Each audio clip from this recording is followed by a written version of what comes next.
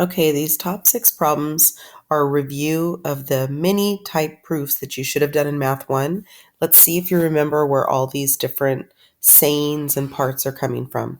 So for example, in this first number 1, instead of having the typical tick marks on the sides, it just shows you that this side is equal to this side by telling you that they're both 3 inches. So we can say that QR is congruent to SR,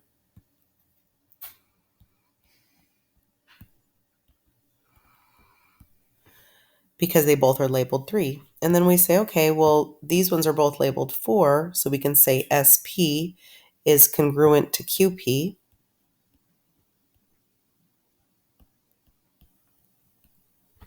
And finally, there's no other side length given, but what we're supposed to know is that this shared side, it's called a reflexive side, is equal to itself. Can't I essentially say that PR is congruent to PR? It's congruent to itself. Now, later we're going to start going into more details on these proofs. We would say that this was given in the image, this one was given in the image, and this one is known as a reflexive property, that a side that is shared is equal to itself. So later we'll start adding these justifications in. Today we're just putting in each side or piece that we do have congruent. So now that we know we have those 3 parts that are congruent, we can say that triangle QPR is congruent to triangle SPR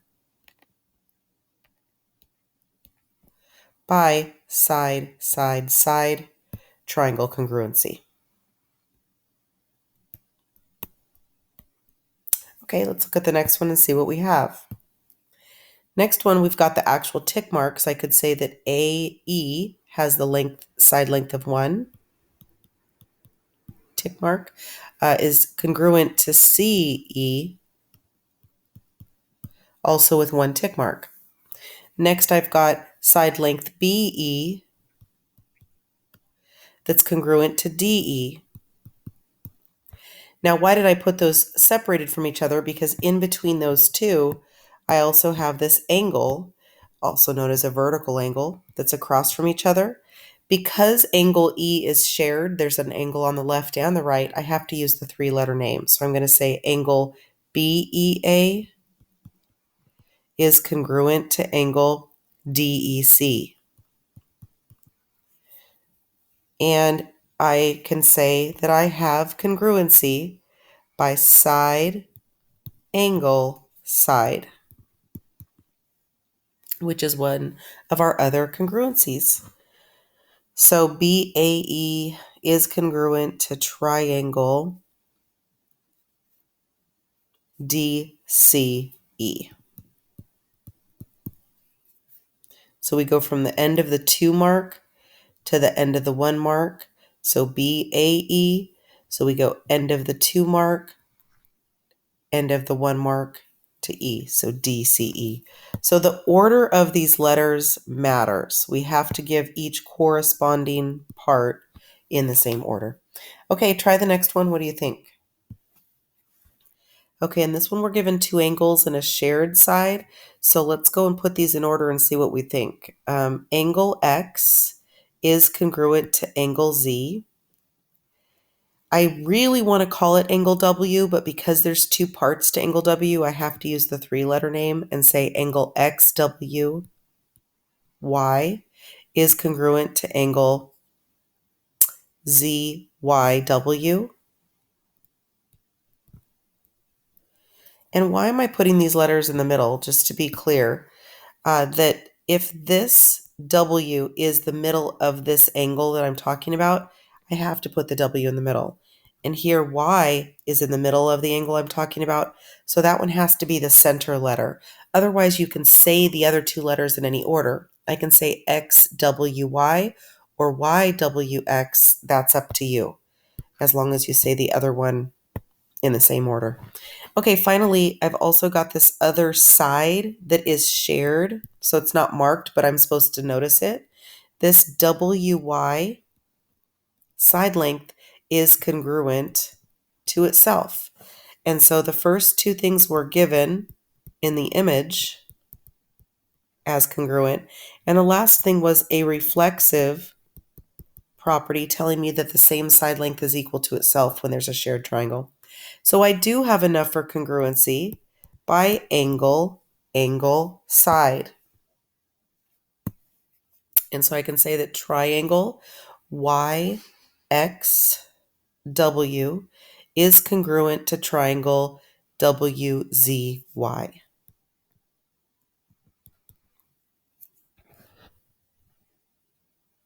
Okay, pause it, try the next one. What do you think? So we could say here that angle A is congruent to angle D, and side AB is congruent to side FA or DF.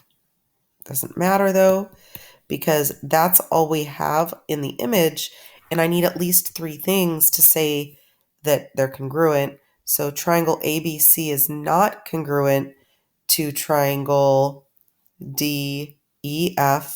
Nope, DFE. Let's put it in the same order. By side and angle, that's not enough.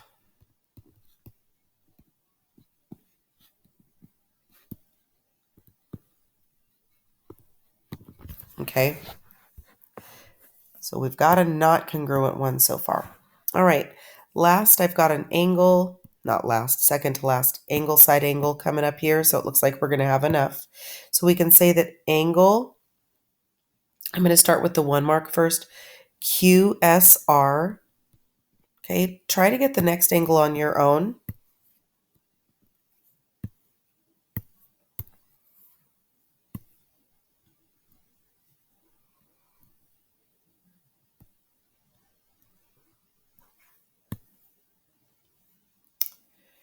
Okay, how'd you do? QSR is going from the 2 mark to the 1 mark and out. So then I have to go SQP for the other corresponding angle. How'd you do? Okay, now I'm going to go for the 2 mark. And so I'm going to say RQS is congruent to angle. Try this one. I went no mark, 2 mark, 1 mark. And so on this one, I have to do the same thing. No mark, 2 mark, 1 mark. PSQ.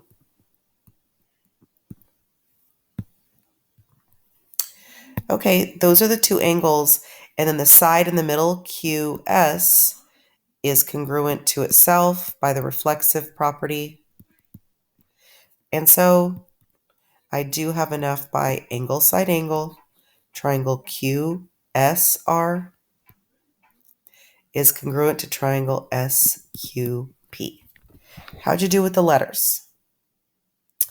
All right, last but not least, I can say LM is congruent to JH. I can say HK is congruent to MK. And then I've got an angle way out here, here and here. So I could say angle J is congruent to angle L. But the way I've got this written, that's not an included angle. That's not the angle inside of the 2 sides that were given. It's an outside angle. And if I try to use an outside angle, I'm trying to have congruency by angle side, and we know that that's not enough for congruency. So what about these vertical angles here? Could I just bank on that? Well, no, that's again an outside angle. I don't know if the angles in between the 2 sides are congruent, so this is not enough for congruency. So triangle HKJ, so HKJ is not congruent to triangle MKL